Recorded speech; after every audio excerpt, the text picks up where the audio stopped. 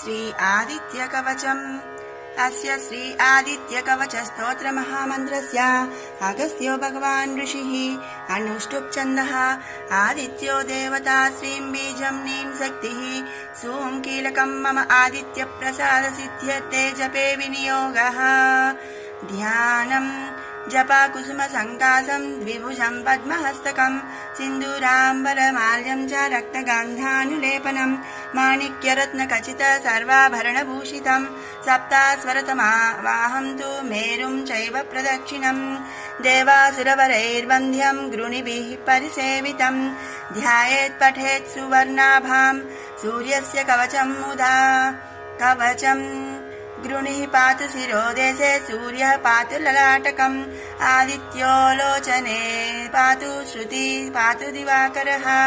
घ्राणं पातु सदा भानुः मुखं पातु सदा रविः जिह्वां पातु जगन्नेत्रः कण्ठं पातु विभावसुः स्कन्दौ गृहपतिः पातु भुजौ पातु प्रभाकरः करावब्जकरः पातु हृदयं पातु नभोमणिः द्वादशात्मा कटिं पातु सविता पातु शक्तिनी ऊरु पातु सुरश्रेष्ठो जानुनी पातु भास्करः जङ्घे मे पातु मार्ताण्डो गुल्फौ पातु त्विषाम्पतिः पादौ दिनमणिः पातु मित्रोऽखिलं वपुः। आदित्य कवचं पुण्यमभेद्यं वज्रसन्निभं सर्वरोगभयादिभ्यो मुच्यते नात्र संशयः संवत्सरमुपासित्वा साम्राज्यपदवीं लभेत् अशेषरोगशान्त्यर्थं ध्यायेदादित्यमण्डलम्। आदित्यमण्डलं स्तुतिः अनेकरत्नसंयुक्तं स्वर्णमाणिक्यभूषणं कल्पवृक्षसमाकीर्णं कदम्बकुसुमप्रियं सिन्दूरवर्णाय सुमण्डलाय सुवर्णरत्नाभरणाय तुभ्यं पद्मादिनेत्रे च सुपङ्कजाय ब्रह्मेन्द्रनारायण शङ्कराय संरक्तचूर्णं सुवर्णतोयं सकुङ्कुमाभं सकुसं सपुष्पं प्रदत्तमादाय च हेमपात्रे प्रशस्तनादं भगवन् प्रसीद। इति श्री आदित्य कवचं सम्पूर्णम्। अथ श्री आदित्य हृदयं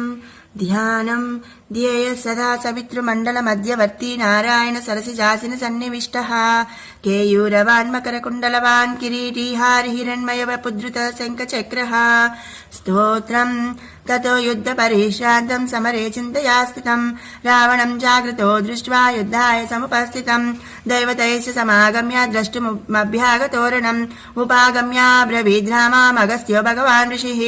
राम राम महाबाहो शृणु गुह्यं सनातनं येन सर्वानरेन् वत्स समरे विजयिष्यसि आदित्यहृदयं पुण्यं सर्वशत्रुविनाशनं जयावहं जपे नित्यामक्षयं परमं शिवं सर्वमङ्गलमाङ्गल्यं सर्वपापप्रणाशनं चिन्ताशोकप्रशमनमायुर्वर्धनमुत्तमं रश्मिवन्तं समुद्यन्तं देवासुरनमस्कृतं पूजयस्व विवस्वन्तं भास्करं भुवनेश्वरं सर्वदेवात्मको ह्येष तेजस्वीरस्मिभावनः एष देवासुरगणान् लोकान् पाति गवस्तिभिः एष ब्रह्मा च विष्णुश्च शिवस्कन्दः प्रजापतिः महेन्द्रो दरदः कालो यमः सोमो ह्यपाम्पतिः पितरो वसवः साध्या ह्यस्मिनौ मरुतो मनुः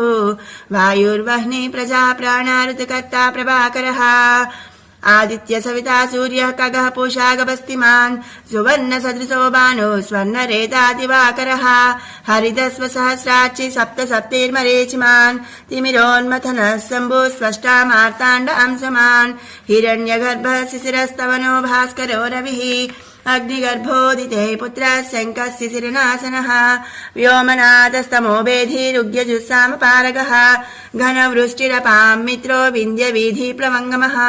आतपी मण्डली मृत्युः पिङ्गलः सर्वतापनः रविर्विश्वोमा तेजा रक्तः सर्वभवोद्भवः नक्षत्रग्रहताराणामधिपो विश्वभावनः तेजसामपि तेजस्वी द्वादशात्म नमोऽस्तुते नमः पूर्वाय गिरये पश्चिमे गिरये नमः ज्योतिर्गणानां पतये दिनाधिपतये नमः जयाय जयभद्राय हर्यस्वाय नमो नमः नमो नमः सहस्रांशो आदित्याय नमो नमः नमः उग्राय वीराय सारंगाय नमो नमः नमः पद्मप्रबोधाय मार्ताण्डाय नमो नमः ब्रह्मेशानाच्युतेशाय सूर्यायादित्यवर्चसे भास्वते सर्वभक्षाय रौद्राय वपुषे नमः तमोघ्नाय हिमघ्नाय शत्रुघ्नाय मितात्मने कृतघ्नघ्नाय देवाय ज्योतिषां पतये नमः तप्तचामीकराभाय वाह्नये विश्वकर्मणे नमस्तमोभिविघ्नाय रवये लोकसाक्षिणे नाशयत्येष वैभूतं तथैव सृजति प्रभुः पायत्येष तपत्येष वर्षत्येष गवस्तिभिः एष सुप्तेषु जागर्ति भूतेषु परिनिष्ठितः एष चैवाग्निहोत्रं च फलं चैवाग्निहोत्रिणां वेदाश्च क्रतवश्चैव क्रतूनां फलमेव च यानि कृत्यानि लोकेषु सर्व एष रविः प्रभुः एवमापत्सु कृत्येषु कान्तारेषु भयेषु च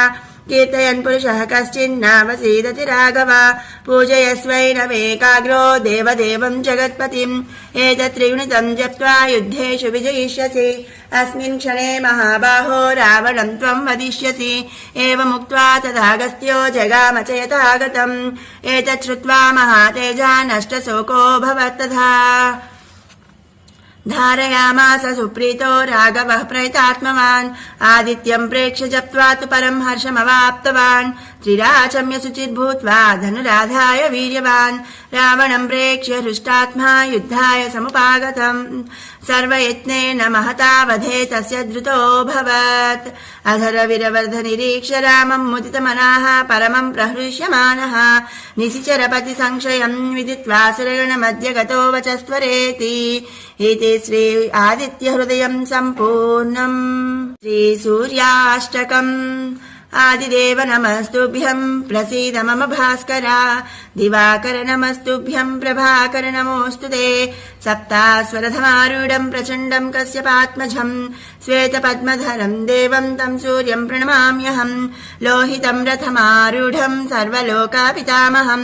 महापापहरं देवं तं सूर्यं प्रणमाम्यहं त्रैगुण्यं च महासूरं ब्रह्म विष्णुमहेश्वरं महापापहरं देवं तं सूर्यं प्रणमाम्यहं बृंहितं तेजसां पुञ्जं वायुराकाशमेव च प्रभुस्त्वं सर्वलोकानां तं सूर्यं प्रणमाम्यहं बन्धूकपुष्पसङ्कासं हारकुण्डलभूषितम्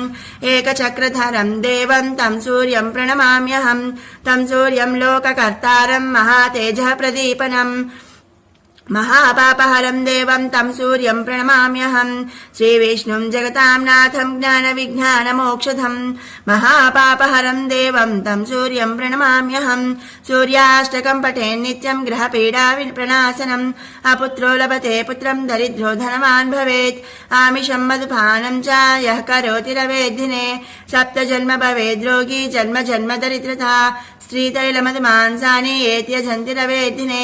नव्याधिशोकदारिद्र्यं सूर्यलोकं स गच्छति इति श्रीसूर्याष्टकं सम्पूर्णम्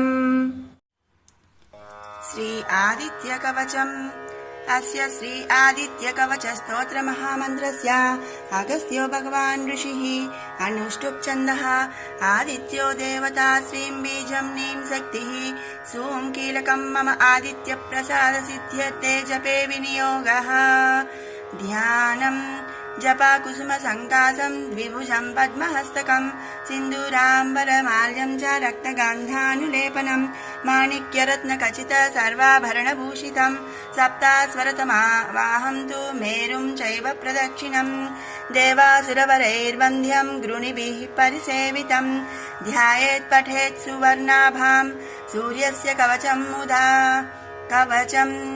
गृणिः पातु शिरोदेशे सूर्यः पातु ललाटकम् आदित्यो लोचने पातु श्रुति पातु दिवाकरः घ्राणं पातु सदा भानुः मुखं पातु सदा रविः जिह्वां पातु जगन्नेत्रः कण्ठं पातु विभावसुः स्कन्दौ गृहपति पातु भुजौ पातु प्रभाकरः करावब्जकरः पातु हृदयं पातु नभोमणिः द्वादशात्मा कटिं पातु सविता पातु शक्तिनी ऊरु पातु सुरश्रेष्ठो जानुनी पातु भास्करः जङ्घे मे पातु मार्ताण्डो गुल्फौ पातु त्रिशाम्पतिः पादौ दिनमणिः पातु मित्रोऽखिलं वपुः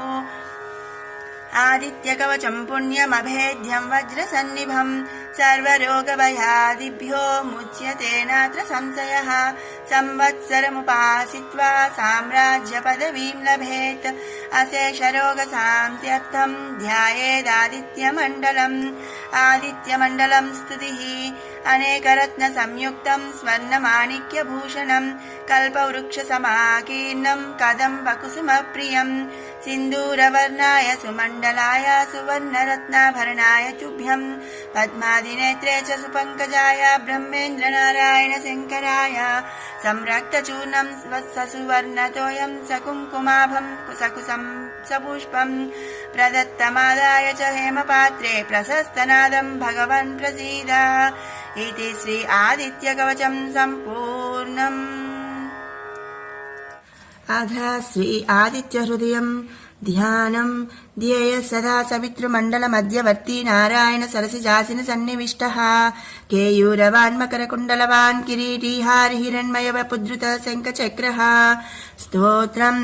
ततो युद्धपरिश्रान्तं समरे चिन्तया स्थितं रावणं जागृतो दृष्ट्वा युद्धाय समुपस्थितं दैवतैश्च समागम्य द्रष्टुमभ्यागतोरणम् उपागम्याब्रवीद्रामामगस्त्यो भगवान् ऋषिः राम राम महाबाहो शृणु गुह्यं सनातनं येन सर्वानरेन् वत्स समरे विजयिष्यसि आदित्यहृदयं पुण्यं सर्वशत्रुविनाशनं जयावहं जपे नित्यामक्षयं परमं शिवं सर्वमङ्गलमाङ्गल्यं सर्वपापप्रणाशनं चिन्ताशोकप्रशमनमायुर्वर्धनमुत्तमं रश्मिवन्तं समुद्यन्तं देवासुरनमस्कृतं पूजयस्व विवस्वन्तं भास्करं भुवनेश्वरं सर्वदेवात्मको ह्येष तेजस्वी रश्मिभावनः एष देवासुरगणान् लोकान् पाति गवस्तिभिः एष ब्रह्मा च विष्णुश्च शिवस्कन्दः प्रजापतिः महेन्द्रो दरदः कालो यमः सोमो ह्यपाम्पतिः पितरो वसवः साध्या ह्यस्विनौ मरुतो मनुः वायुर्वह्निः प्रजा प्राणाऋतकर्ता प्रभाकरः आदित्य सविता सूर्यः खगः पूषा गभस्तिमान् सुवर्ण सदृशो भानुः स्वर्णरेतादिवाकरः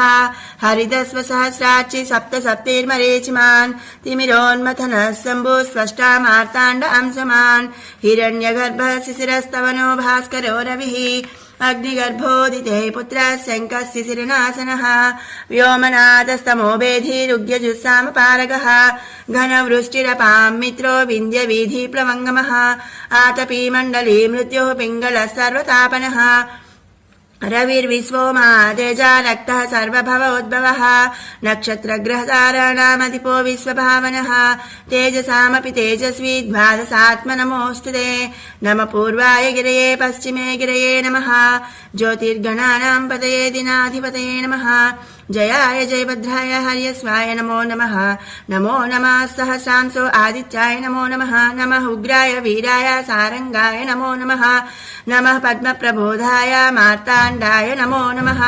ब्रह्मेशानाच्युतेशाय सूर्याय आदित्यवर्चसे भास्वते सर्वभक्षाय रौद्राय वपुषे नमः तमोघ्नाय हिमघ्नाय शत्रुघ्नाय मितात्मने कृतघ्नघ्नाय देवाय ज्योतिषां पतये नमः तप्तचामीकराभाय वह्नये विश्वकर्मणे नमस्तमोभिविघ्नाय रवये लोकसाक्षिणे नाशयत्येष वैभूतं तथैव सृजति प्रभुः पायत्येष तपत्येष वर्षत्येष गवस्तिभिः एष सुप्तेषु जागर्ति भूतेषु परिनिष्ठितः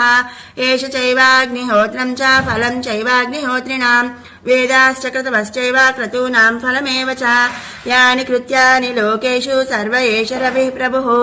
एवमापत्सु कृत्येषु कान्तारेषु भयेषु च कीर्तयन् पुरुषः कश्चिन्नावसीदति राघव पूजयस्वैनवेकाग्रो देवदेवं जगत्पतिम् एतत्त्रिगुणितं जप्त्वा युद्धेषु विजयिष्यसि अस्मिन् क्षणे महाबाहो रावणं त्वं वदिष्यसि एवमुक्त्वा तदागस्त्यो जगाम च यथागतम् एतत् श्रुत्वा महातेजा नष्टशोकोऽभवत् तथा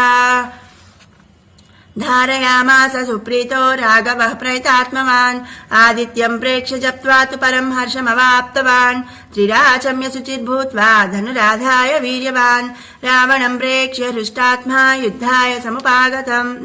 सर्वयत्नेन महतावधे तस्य धृतोऽभवत् अधरविरवर्धनिरीक्ष रामम् मुदितमनाः परमम् प्रहृष्यमानः निशिचरपति संशयम् विदित्वा सुरगणमध्य गतो वचस्त्वरेति इति श्री आदित्यहृदयम् सम्पूर्णम् श्रीसूर्याष्टकम् आदिदेव नमस्तुभ्यम् प्रसीद मम भास्करा दिवाकर नमस्तुभ्यम् प्रभाकर नमोऽस्तु ते सप्तास्वरधमारूढम् प्रचण्डम् कश्यपात्मजम् श्वेतपद्मधरम् देवम् तम् सूर्यम् प्रणमाम्यहम् लोहितम् रथमारूढम् सर्वलोकापितामहम् महापापहरम् देवम् तम् सूर्यम् प्रणमाम्यहम् त्रैगुण्यम् च महासूरम् ब्रह्म विष्णु महेश्वरम् महापापहरम् देवम् तम् सूर्यम् प्रणमाम्यहम् बृंहितम् तेजसाम् पुञ्जम् वायुराकाशमेव च